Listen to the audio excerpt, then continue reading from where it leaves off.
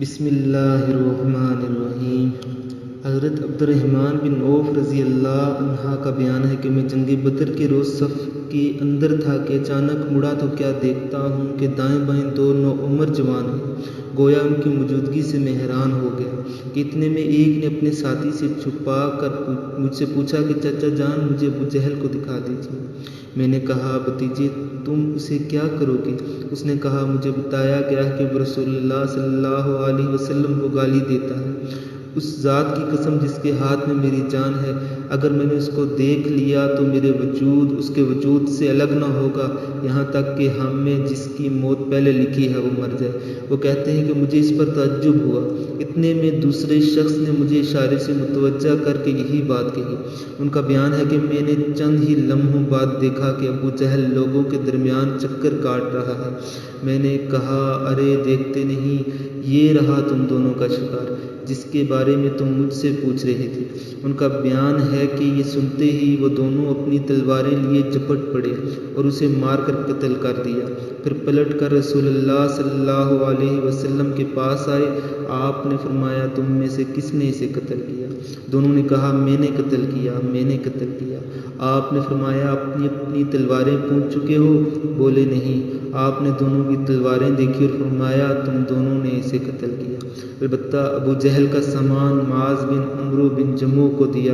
دونوں حملہ آوروں کے نام معاذ بن عمرو بن جموع اور معاذ بن افرا ہے۔ ابن اسحاق کا بیان ہے کہ معاذ بن عمرو بن جموع نے بتایا کہ میں نے مشرکین کو سنا کہ وہ ابو جہل کے بارے میں جو گنے درختوں جیسی نیزوں اور تلواروں کی باڑ میں تھا کہہ رہے تھے کہ ابو الحکم تک کسی کی رسائی نہ ہو۔ معاذ بن عمرو کہتے ہیں کہ جب میں نے یہ بات سنی تو اسے اپنے نشانے پر لے لیا اور اس کی سمت جمع رہا۔ جب گنجائش ملی تو میں نے حملہ کر دیا، ایسی ضرب لگائی کہ اس کا پاؤں نصف کنڈلی سے اڑ گیا۔ واللہ جس وقت یہ پاؤں اڑ رہا تھا میں نے اس کی تشبیہ صرف اس گٹھلی سے دے سکتا ہوں جو موصل کی مار پڑنے پر چٹک کر اڑ جائے۔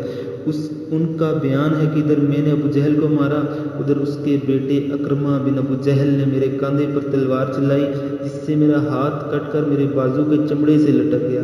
لڑائی میں محل ہونے لگا۔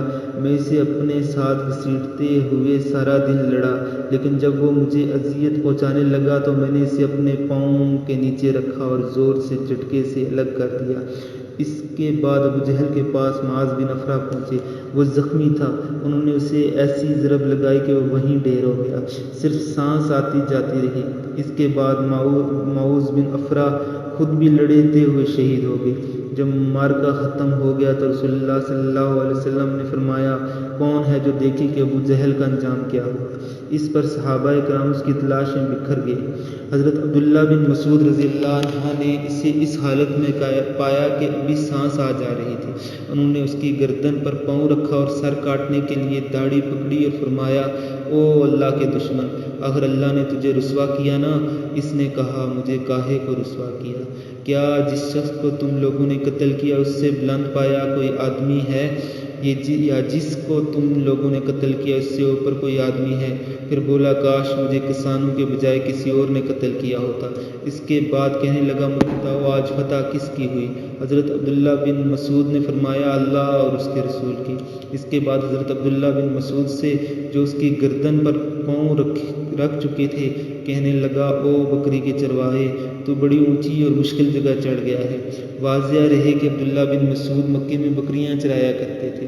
اس گفتگو کے بعد حضرت عبداللہ بن مسعود نے اس کا سر کاٹ لیا اور رسول اللہ صلی اللہ علیہ وسلم کی خدمت میں لا کر حاضر کرتے ہوئے عرض کیا یا رسول اللہ یہ رہا اللہ کا دشمن ابو جہل۔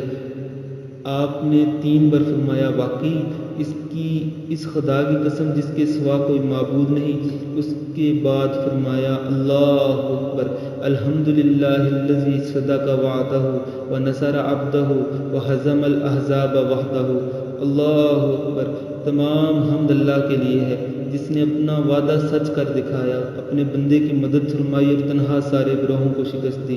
پھر فرمایا چلو مجھے اس کی لاش دکھاؤ۔ ہم نے آپ کو لے جا کر لاش دکھائی۔ آپ نے فرمایا یہ اس امت کا فرعون ہے۔